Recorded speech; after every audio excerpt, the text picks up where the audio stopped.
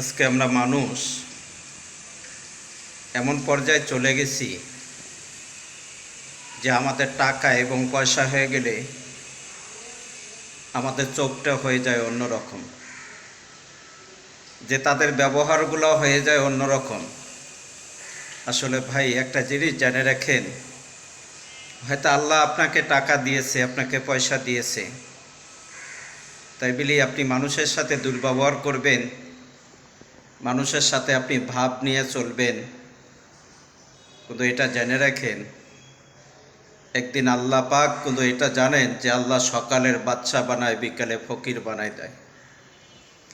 এই কথাগুলো স্মরণ করে হয়তো আল্লাহ আজকে আপনাকে সম্পদ দিয়েছে, টাকা দিয়েছে, পয়সা দিয়েছে, নিয়ামত দিয়েছে। আল্লাহ শুকুর আদায় করুন, মানুষের সাথে ভালো ব্যবহার করুন, মানুষের সাথে ভালোভাবে চলুন,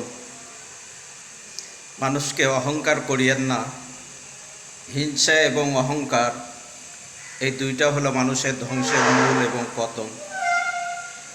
কিন্তু আজকে আমাদের সমাজে যাদের টাকা আছে, পয়সা আছে, এই ধনী ব্যক্তিরা তারা মানুষকে মানুষ মনে করে না। মানুষ মনে করে মানুষকে তারা সম্মান করে না, তারা ইজ্জত করতে চায় না।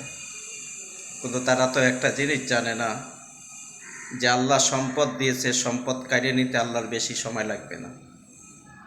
সেই সম্পদ আল্লাহ নিতে বেশি সময় লাগবে না। এই জন্য আল্লাহ তাআলা বলে যে ও দুনিয়ার মানুষ, তোমাদেরকে আমি সম্পদ দিয়েছি, সেই সম্পদে তোমরা শুকরিয়া আদায় করো, সম্পদকে তোমরা সঠিক কাজে তোমরা ব্যয় করো, মানুষের প্রতি তোমরা ইহসান করো, মানুষকে তোমরা ভালোবাসো, মানুষের প্রতি তোমরা দয়া করো। যখন আল্লাহ তাআলার এই কথার উপরে যখন আমরা মানব এবং চলব, তা দুনিয়াতে আমরা সব দিক দিয়ে আমরা সফলতা পাব এবং আমরা কামিয়াব হইতে পারবো, আমরা লাভবান হইতে পারবো। আর যখন টাকা পয়সা অহংকারিত আমাদের হয়ে যাবে, তা আল্লাহ নমরুদ, ফেরাউন, কানুনকে যেভাবে ধ্বংস করে দিছে, তা আল্লাহ তাআলা আমাদেরকেও এইভাবে ধ্বংস করে দিতে পারে।